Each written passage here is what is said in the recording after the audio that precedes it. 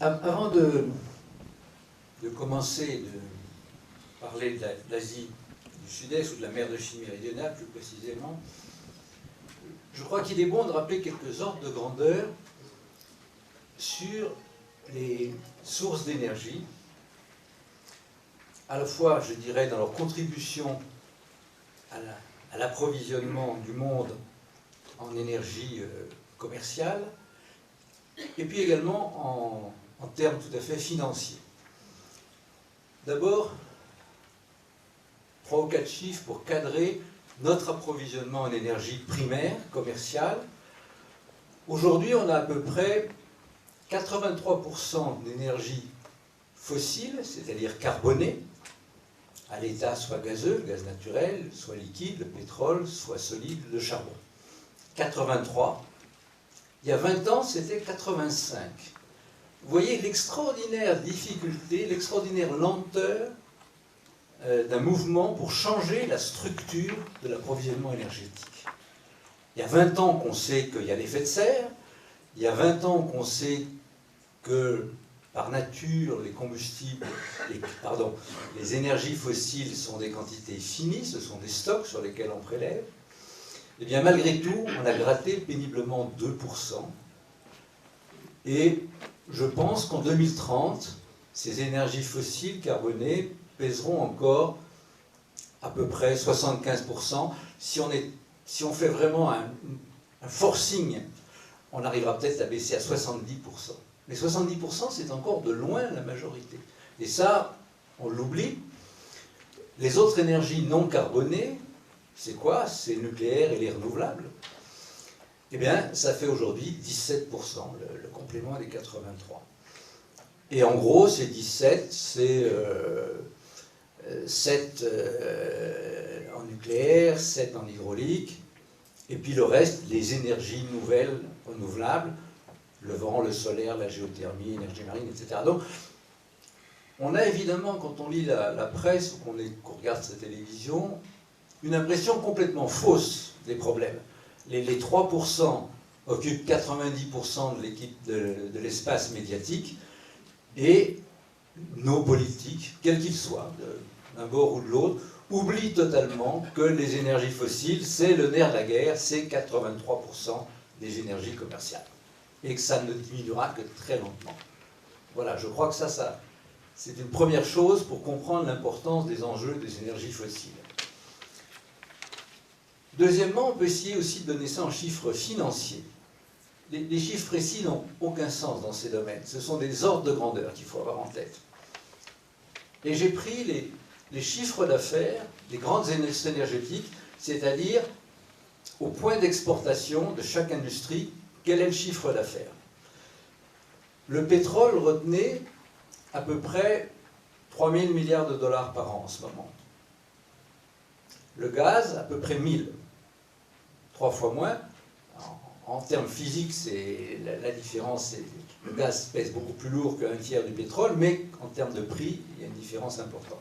Donc 3000, 1000, à peu près 1000 pour le charbon. Quand vous tombez au nucléaire, à peu près 200 milliards de chiffre d'affaires de vente à la sortie des centrales, les 458 centrales qui tournent dans le monde. À peu près autant pour l'hydraulique. La puissance en térawattheure délivrée chaque année par le nucléaire et l'hydraulique depuis 3-4 ans, c'est des chiffres égaux.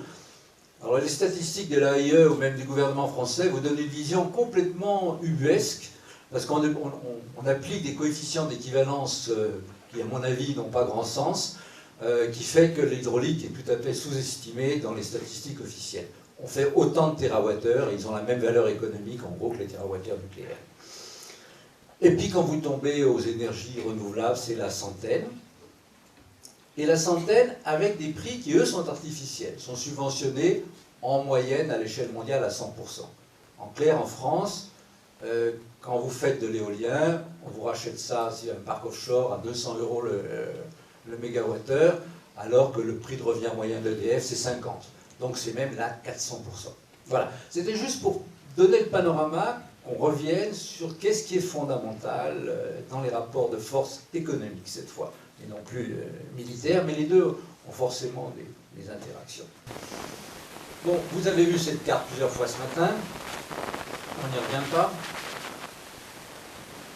Vous avez vu les différentes zones économiques et leur définition juridique, on n'y revient pas.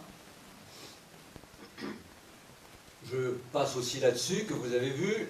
Ce qu'il faut retenir, c'est qu'au-delà des définitions strictes du droit maritime, la ligne économique des 200 miles, vous avez deux principes importants, et importants pour une société pétrolière, je dirais. Un, c'est un espèce de droit reconnu d'extension au-delà des 200 miles, si votre géologie le justifie, si votre plateau continental va au-delà des 200 miles. C'est un premier principe important parce qu'il n'est pas précis par définition. Si vous lisez dans les journaux toutes les disputes sur l'Arctique, ça tourne autour du problème de qu'est-ce que c'est que la prolongation du territoire russe dans l'Arctique. Est-ce que la dorsale de Lomonosov fait partie du territoire russe, à part son nom, hein, géologiquement. Donc c'est évidemment un principe assez vague. L'autre principe, qui n'a rien à voir avec la géologie, qui est également assez difficile à mettre en œuvre, c'est la notion d'île qui n'a pas le droit à une reconnaissance de son plateau continental.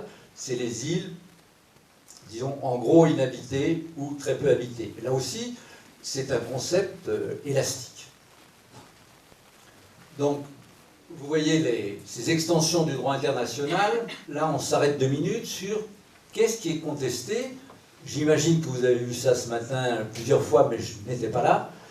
Vous avez les petits drapeaux qui montrent, en fait, les 5 grandes zones de contestation. Donc, il est évident que c'est un sujet auquel les pétroliers sont extrêmement sensibles, de s'assurer que quand ils obtiennent un droit d'exploration et d'exploitation, eh bien, c'est un véritable droit. Hein. Et ce n'est pas toujours évident. Alors, à défaut, quand il y a une contestation uniquement entre deux puissances, vous pouvez essayer de négocier avec les deux des options, puis vous verrez bien qu'est-ce qui fonctionne ou qu'est-ce qui ne fonctionne pas. Mais c'est déjà assez acrobatique. C'est un exercice auquel les sociétés n'aiment pas beaucoup se livrer. Pour les pétroliers aujourd'hui, toutes les zones où il y a des sédiments sont intéressantes. Quelle que soit la profondeur, on peut considérer, si on simplifie, qu'il n'y a plus de limite technique à la profondeur de forage. Tout simplement, pourquoi on ne fore pas au-delà de 3000 mètres d'eau? C'est parce qu'il n'y a plus de sédiments. S'il y avait des sédiments, on saurait forer à 4000 mètres d'eau s'il fallait le faire. Donc, retenez comme idée, la contrainte profondeur qui, il y a encore 5 ans, existait, a complètement fini de sauter. Les pétroliers peuvent travailler par toute profondeur d'eau, pratiquement.